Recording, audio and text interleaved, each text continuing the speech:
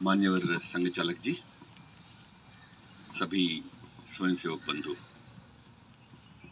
आज युगादि और हिंदू नववर्ष का अवसर है, तो मैं आप सभी को इस नववर्ष की शुभकामनाएं देता हूं। और यह आने वाला वर्ष हम सभी के लिए, हमारे देश के लिए और पूरे विश्व के लिए मंगलमय हो, ऐसी कामना भी करता हूं।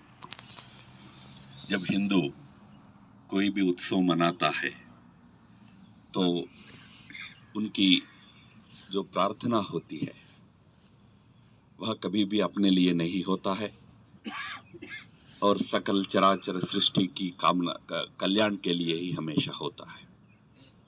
आज के दिन भी जब नववर्ष हम मनाते हैं तो हम इस बात का ध्यान हमेशा रखें कि हमारा सोच, हमारा जीवन और हमारा प्रयास, उसका एक ही गंतव्य होना चाहिए, वह है लोक कल्याण।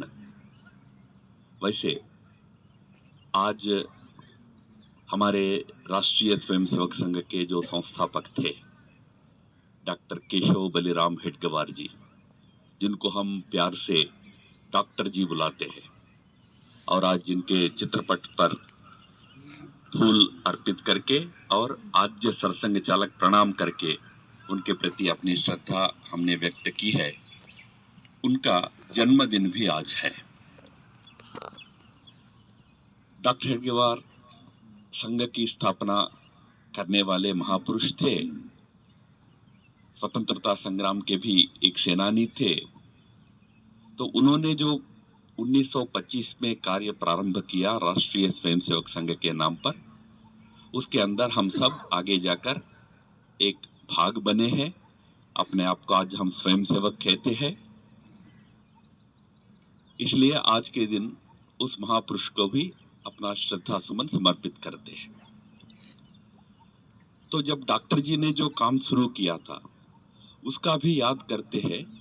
तो जैसा अभी अभी हमारे गीत वगैरह में भी यह बात आई, तो हम हिंदू होने का गर्व करना चाहिए। यह संघ ने या डॉक्टर जी ने जो कार्य शुरू किया है उसने सिखाया है, ऐसा हम याद करते हैं। हिंदू होने का गर्व होना है। पर हम सब स्वयंसेवक को एक बात हमेशा याद रखना चाहिए, हिंदू होने का गर्व हिंदू होने से नहीं होता है, हिंदू जीने से होता है। तो ये जो शब्द है हिंदू होने का गर्व, इसमें अहंकार झलकता है। देखो मैं हिंदू हूं, यह अहंकार का परिचायक हिंदुत्व नहीं है। हिंदू जीने का गर्व होना है। तो हिंदू जीना यानी क्या?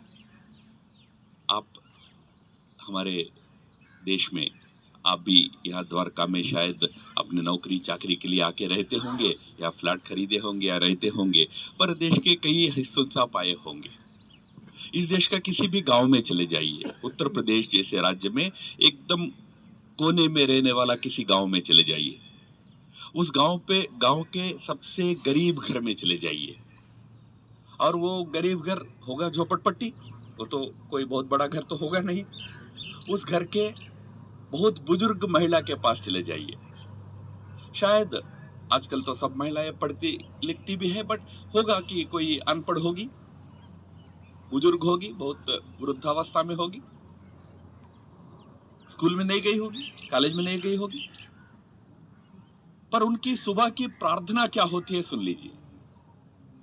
प्रार्थना क्या होती है? गंगा मैया की जय हो, तुलसी माता की जय हो। यहां से प्रारंभ होता है और अंत होता है लोक कल्याण हो। किसी ने सिखाया नहीं होगा, किसी स्कूल में, किसी विद्यालय में या किसी पाठ्यक्रम में ये बताया नहीं होगा कि तुम्हारी सुबह की प्रार्थना नहीं होगी। वैसे तो महिला कभी स्कूल में गई ही नहीं थी, पर हिंदू जीवन का संस्कार हर इस देश के व्यक्ति को यही सिखाता है कि तुम्हारा जीवन की रोज की प्रार्थना यही होना चाहिए, प्रारंभ होना चाहिए मेरे आसपास का कल्याण, पर अंत होना चाहिए लोक कल्याण का। यह हिंदू जीने का अर्थ होता है। एक हमारा जब संगठन का कार्य शुरू हुआ था, तब तो हिंदू जीने का अर्थ होता था हिंदू के लिए संघर्ष करने का। क्यों? क्योंकि देश में ऐसा माहौल था, ऐसे तत्व थे जो इस देश के हिंदू पहचान को ही मिटाना चाहते थे, विरोधी थे। ऐसे भी तत्व थे जो विदेशी विचारों से प्रभावित थे, जो अपने आप को हिंदू विचार से जोड़ने से ही संकोच करते थे या नफरत भी करते थे। Call me an ass but not a Hindu, मुझे गधा बोलो चलेगा, हिंदू मत बोलो, ऐसा भी सोच रखते थे। तो ऐसा एक माहौल था, इसीलिए डॉक्टर हेडगेवार ने सोचा कि नहीं, इस देश का जो मूलभूत तत्व है, जो लोक कल्याण की कामना करने वाला तत्व है, यह कोई सेक्टेरियन नहीं है, मुझे अपना ही हित का चिंता करना है, ऐसा विचार ये नहीं है। वैसे दुनिया में विचार है, दुनिया में पंथ है, संप्रदाय है, मजहब है जो केवल अपनी ही चिंता करते हैं। उन मजहबों का मानना यह है कि आपको स्वर्ग में जाना, स्वर्ग यानी क्या है, कोई स्वर्ग, कोई दूसरे कोई ग्रह है वहां पर रहता, ऐसा नहीं है। एक अच्छे आनंद के जीवन में जाना है, वही स्वर्ग है। ऋषि अरविंद होते थे, हमारे देश के महान संत होते थे, जिनका जन्मदिन इस देश की आजादी का भी दिन होता है, 15 अगस्त है। जब इस देश का, और आज ऐसा कोई क्षेत्र नहीं है जहां संघ के स्वयंसेवकों का दबदबा नहीं हो। राजनीतिक क्षेत्र में तो सत्ता में बैठे हुए हैं, और लगता है कि आज से 10-15 साल तक तो कोई इसका कोई हटाने वाला तो आएगा नहीं, इतना ताकत से बैठे हुए हैं। व्यावसायिक क्षेत्र में बैठे हुए हैं, मजदूर संघ में बैठे हैं, किसान संघ में बैठे हैं, शिक्षा क्षेत्र में हम